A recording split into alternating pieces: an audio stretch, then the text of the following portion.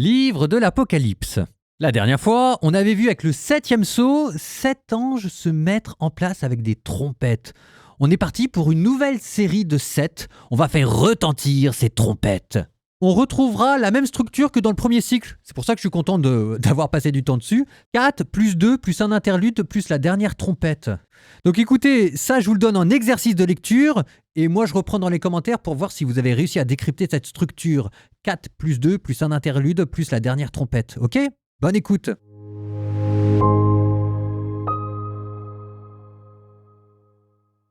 Et j'ai vu les 7 anges qui se tiennent devant Dieu. Il leur fut donné 7 trompettes. Un autre ange vint se placer près de l'autel. Il portait un encensoir d'or. Il lui fut donné quantité de parfums pour les offrir avec les prières de tous les saints sur l'autel d'or qui est devant le trône. Et par la main de l'ange monta devant Dieu la fumée des parfums avec les prières des saints. Puis l'ange prit l'encensoir et le remplit du feu de l'autel, et il le jeta sur la terre. Il y eut des coups de tonnerre, des fracas, des éclairs et des tremblements de terre. Puis les 7 anges, qui avaient les 7 trompettes, se préparèrent à en sonner. Le premier sonna de la trompette. Il y eut de la grêle et du feu mêlés de sang qui furent jetés sur la terre, et le tiers de la terre brûla, le tiers des arbres brûlèrent, toute l'herbe verte brûla. Le deuxième ange sonna de la trompette, et dans la mer fut jeté comme une grande montagne embrasée, et le tiers de la mer fut changé en sang. Dans la mer, le tiers des créatures vivantes mourut, et le tiers des bateaux fut détruit. Le troisième ange sonna de la trompette. Du ciel tomba comme une grande étoile qui flambait comme une torche. Elle tomba sur le tiers des fleuves et sur les sources des eaux. L'étoile se nomme absinthe, et le tiers des eaux devint de l'absinthe. Beaucoup de gens moururent à cause des eaux devenues amères. Le quatrième ange sonna de la trompette. Le tiers du soleil fut frappé, et le tiers de la lune, et le tiers des étoiles. Ainsi chacun d'entre eux fut obscurci d'un tiers. Le jour perdit le tiers de sa clarté, et même la nuit. Alors j'ai vu, et j'entendis un aigle qui volait en plein ciel, disant d'une voix forte: « Malheur, malheur, malheur pour ceux qui habitent la terre, car la trompette encore doit retentir quand les 3 anges sonneront. » Apocalypse, chapitre 9. Le 5e ange sonna de la trompette, et j'ai vu une étoile qui était tombée du ciel sur la terre. C'est à elle que fut donnée la clé du puits de l'abîme. Elle ouvrit le puits de l'abîme, et du puits monta une fumée comme celle d'une grande fournaise. Le soleil et l'air furent obscurcis par la fumée du puits, et de la fumée sortirent vers la terre des sauterelles. Un pouvoir leur fut donné, pareil au pouvoir des scorpions de la terre.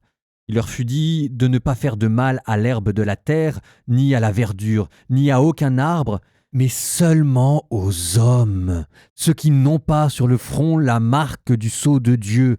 Il leur fut donné non pas de tuer, mais de les tourmenter pendant 5 mois, d'un tourment comme celui qu'inflige le scorpion quand il pique un homme. En ces jours-là, les hommes chercheront la mort et ne la trouveront pas. Ils désireront mourir, et c'est la mort qui les fuira. Ces sortes de sauterelles ressemblent à des chevaux équipés pour la guerre. Elles ont comme des couronnes d'or sur la tête et un visage, comme un visage humain. Elles ont des cheveux comme des cheveux de femmes, et leurs dents sont comme celles des lions. Elles ont des poitrails comme des cuirasses de fer, et le bruit de leurs ailes est comme celui de chars à plusieurs chevaux courant au combat. Elles ont des queues comme des scorpions et des dards venimeux. Dans leur queue se trouve le pouvoir de faire du mal aux hommes pendant 5 mois. Et elles ont vu comme roi l'ange de l'abîme. Il se nomme en hébreu Abaddon. et en grec Apollion, c'est-à-dire destructeur. Le premier malheur est passé. Voici que 2 malheurs vont encore arriver. Le 6e ange sonna de la trompette, et j'entendis une voix venant des 4 cornes de l'autel d'or qui est devant Dieu. Elle disait au 6e ange qui avait la trompette, « Libère les 4 anges qui sont enchaînés au bord de l'Euphrate, le grand fleuve. » Alors aussitôt furent libérés les 4 anges qui étaient prêts pour cette heure, ce jour, ce mois, cette année, afin de tuer le tiers de l'humanité. Et les troupes de cavalerie comptaient 2 myriades de myriades. J'ai entendu ce nombre. Ainsi, dans ma vision, j'ai vu les chevaux et ceux qui les montaient. Ils ont des cuirasses, couleur de feu, de hyacinthe et de soufre. La tête des chevaux sont comme des têtes de lions. De leur bouche sortent du feu, de la fumée, du soufre. Le tiers de l'humanité fut tué par ces 3 fléaux, le feu, la fumée et le soufre qui sortaient de leur bouche. Car le pouvoir des chevaux se trouve dans leur bouche et aussi dans leur queue. En effet, celles-ci sont semblables à des serpents et elles ont des têtes qui font du mal. Et le reste des hommes, ceux qui n'avaient pas été tués par ces fléaux, ne se sont pas convertis, ne renonçant pas aux œuvres de leurs mains. Ils n'ont pas cessé de se prosterner devant les démons, les idoles d'or, d'argent, de bronze, de pierre et de bois, qui ne peuvent pas voir, ni entendre, ni marcher. Et ils ne se sont pas convertis, ne renonçant ni à leur meurtre, ni à leur sortilège, ni à leur débauche, ni à leur vol. Apocalypse, chapitre 10.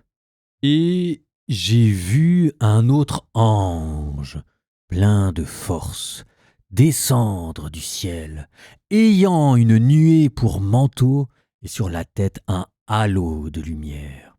Son visage était comme le soleil, et ses jambes comme des colonnes de feu. Il tenait à la main un petit livre ouvert. Il posa le pied droit sur la mer et le gauche sur la terre, et il cria d'une voix forte comme un lion qui rugit. Et quand il cria, les 7 tonnerres parlèrent, faisant résonner leur voix. Et quand les 7 tonnerres eurent parlé, j'allais me mettre à écrire, mais j'entendis une voix venant du ciel qui disait « Ce que viennent de dire les 7 tonnerres, garde-le scellé. Ne l'écris pas. » Et l'ange que j'avais vu debout sur la mer et sur la terre leva la main droite vers le ciel. Il fit un serment par celui qui est vivant pour les siècles des siècles, celui qui a créé le ciel et tout ce qu'il contient, la terre et tout ce qu'elle contient, la mer et tout ce qu'elle contient. Il déclara « Du temps, il n'y en aura plus. Dans les jours où retentira la voix du 7e ange, quand il sonnera de la trompette, alors se trouvera accompli le mystère de Dieu, selon la bonne nouvelle qu'il a annoncée à ses serviteurs les prophètes. Et la voix que j'avais entendue, venant du ciel, me parla de nouveau et me dit « Va prendre le livre ouvert dans la main de l'ange qui se tient debout sur la mer et sur la terre. » Je m'avançai vers l'ange pour lui demander de me donner le petit livre. Il me dit « Prends et dévore-le. Il remplira tes entrailles d'amertume, mais dans ta bouche, il sera doux comme le miel. » Je pris le petit livre de la main de l'ange et je le dévorai. Dans ma bouche, il était doux comme le miel, mais quand je l'eus mangé, il remplit mes entrailles d'amertume. Alors on me dit « Il te faut de nouveau prophétiser sur un grand nombre de peuples, de nations, de langues et de rois. » Apocalypse, chapitre 11. Puis il me fut donné un roseau, une sorte de règle, avec cette parole « Lève-toi, mesure le sanctuaire de Dieu, l'autel et ceux qui s'y prosternent. Mais la cour au dehors du sanctuaire, tiens-la en dehors, ne la mesure pas, car elle a été donnée aux nations. Ils fouleront aux pieds la ville sainte pendant 42 mois. Et je donnerai à mes 2 témoins de prophétiser, vêtus de toile à sac, pendant 1260 jours. Ce sont eux les 2 oliviers, les 2 chandeliers qui se tiennent devant le Seigneur de la terre. Si quelqu'un veut leur faire du mal, un feu jaillit de leur bouche et dévore leurs ennemis. Oui, celui qui voudra leur faire du mal, c'est ainsi qu'il doit mourir. Ces 2 témoins ont le pouvoir de fermer le ciel pour que la pluie ne tombe pas pendant les jours de leur prophétie. Ils ont aussi le pouvoir de changer l'eau en sang et de frapper la terre de toutes sortes de fléaux aussi souvent qu'ils le voudront. Mais quand ils auront achevé leur témoignage, la bête qui monte de l'abîme leur fera la guerre, les vaincra et les fera mourir. Leurs cadavres restent sur la place de la grande ville, qu'on appelle au sens figuré Sodome et l'Égypte, là où leur Seigneur aussi a été crucifié. De tous les peuples, tribus, langues et nations, on vient regarder leurs cadavres pendant 3 jours et demi sans qu'il soit permis de les mettre au tombeau. Les habitants de la terre s'en réjouissent. Ils sont dans la joie, ils échangent des présents. Ces 2 prophètes, en effet, avaient causé bien du tourment aux habitants de la terre. Mais après ces 3 jours et demi, un souffle de vie venu de Dieu entra en eux, et ils se dressèrent sur leurs pieds. Une grande crainte tomba sur ceux qui les regardaient. Alors les 2 témoins entendirent une voix forte venant du ciel qui leur disait « Montez jusqu'ici ». Et ils montèrent au ciel dans la nuée sous le regard de leurs ennemis. Et à cette heure-là, il y eut un grand tremblement de terre. Le 10e de la ville s'écroula, et dans le tremblement de terre, 7000 personnes furent tuées. Les survivants furent saisis de crainte et rendirent gloire au Dieu du ciel. Le 2e malheur est passé. Voici que le 3e malheur vient sans tarder. Le 7e ange sonna de la trompette. Il y eut dans le ciel des voix fortes qui disaient « Il est advenu dans le monde le règne de notre Seigneur et de son Christ. C'est un règne pour les siècles des siècles. » Et les 24 anciens qui siègent sur leur trône en présence de Dieu, se jetant face contre terre, se prosternèrent devant Dieu en disant « À toi nous rendons grâce, Seigneur Dieu, souverain de l'univers, toi qui es, toi qui étais. Tu as saisi ta grande puissance et pris possession de ton règne. Les nations s'étaient mises en colère, alors ta colère est venue. Et le temps du jugement pour les morts, le temps de récompenser les serviteurs, les prophètes et les saints, ceux qui craignent ton nom, les petits et les grands, le temps de détruire ceux qui détruisent la terre.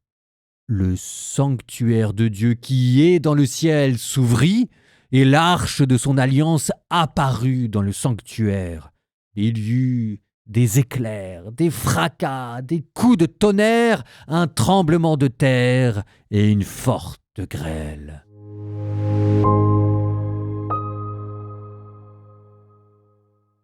Alors oui, la lecture était longue, mais c'est ce que je vous disais. Si on s'amuse à couper cette série des 7 trompettes et qu'on en met un peu partout, aujourd'hui, demain, à la fin, on finit par être complètement perdu. C'est pour ça que j'ai passé du temps à vous l'introduire.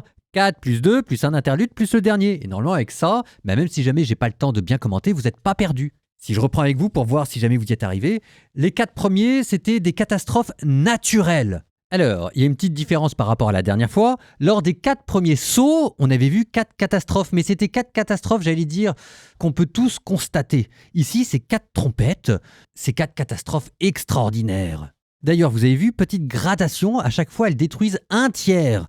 Un tiers, c'est moins de la moitié, donc c'est juste une destruction partielle, mais c'est déjà un peu plus que un quart, qui était la proportion du 4e saut de la dernière série. Bref, ça va crescendo cette affaire. En fait, les trompettes, ce sont des avertissements. Donc, on y va quoi, on avertit. Catastrophe extraordinaire. Si vous ne vous convertissez pas, ça va amener jusqu'à la destruction totale. Sauf que vous n'avez pas vu de gens se convertir là. On avance ? Les trompettes 5 et 6.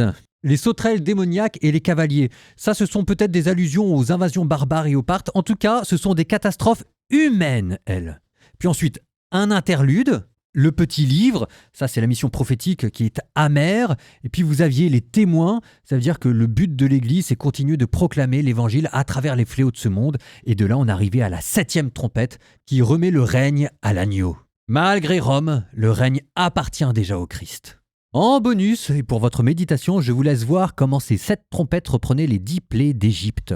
Au nom du Père et du Fils et du Saint-Esprit, Amen. Seigneur, tu fais sonner les trompettes de ton ciel, non pas pour détruire, mais pour avertir mon cœur.